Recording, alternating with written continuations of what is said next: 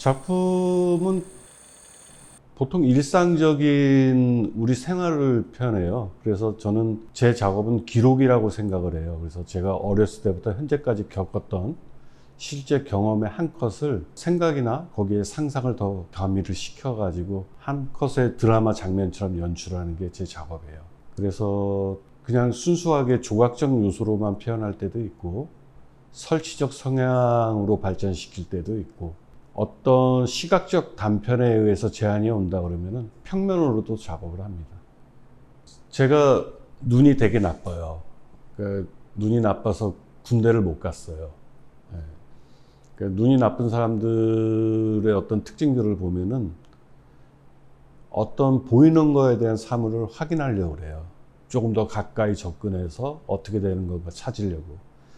제가 어렸을 때 가장 미술을 잘하는 사람은 현실을 그대로 재현하는 거라고 생각을 했거든요. 그래서 현실과 구분 안 될 정도로 그리고 만드는 게 가장 잘하는 거라고 생각을 했어요. 그래서 저도 어떤 사물을 표현하는 데 있어서 그 사물의 대상을 찍어내거나 아니면 그 사물을 묘사할 때 아카데미안 가정에서 현대적인 가정까지도 그냥 접근할 때 일상을 조립하는 것처럼 풀어져 나가고 있어요.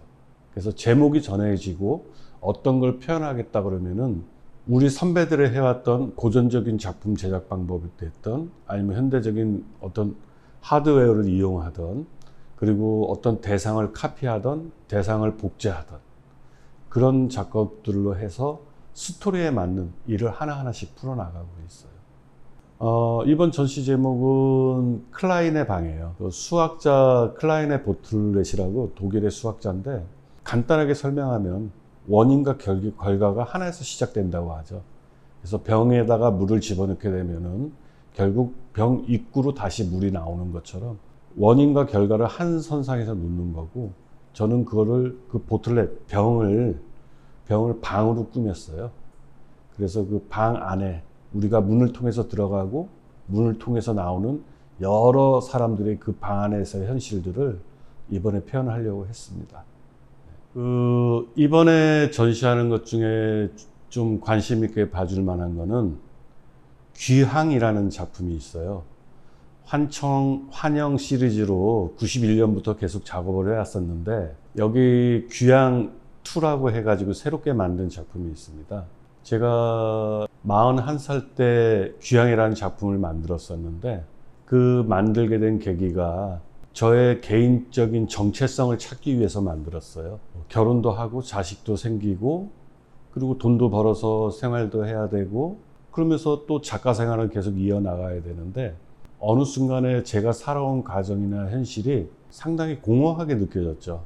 그래서 나의 위치가 어디고 내가 가야 될 것이 어딘가라는 거에 대한 혼동이 왔을 때 그때 귀향이라는 작품을 만들게 됐는데 그때는 내가 어디를 가야 된다는 목적지를 선택하고 만들었는데 이번에 우연치 않게 제가 22살 때 제 얼굴을 만들었던 거를 찾았어요.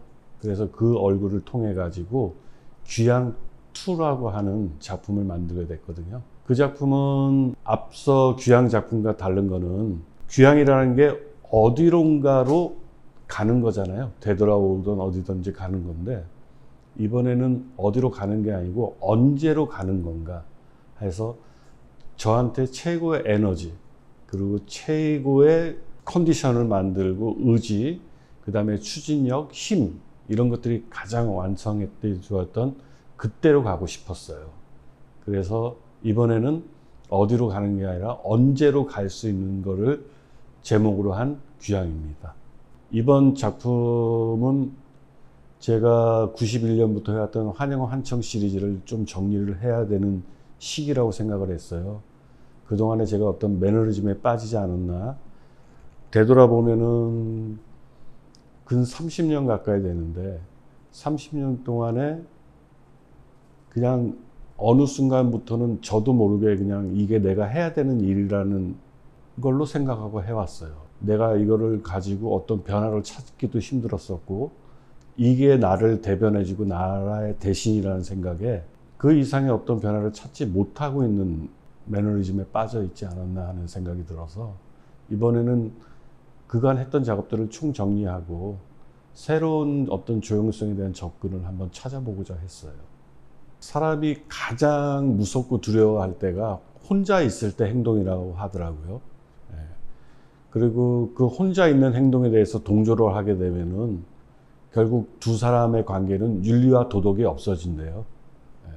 누워서 콧구멍에 밥을 집어넣든 귀에 밥을 집어넣든 그건 자기 의지대로 하는 거고, 우리가 갖는 어떤 규범, 윤리, 도덕에서는 인정할 수 없는 부분이 될 수 있는 부분도 그 두 사이에서는 연계가 되고 소화가 될 수 있는 것처럼.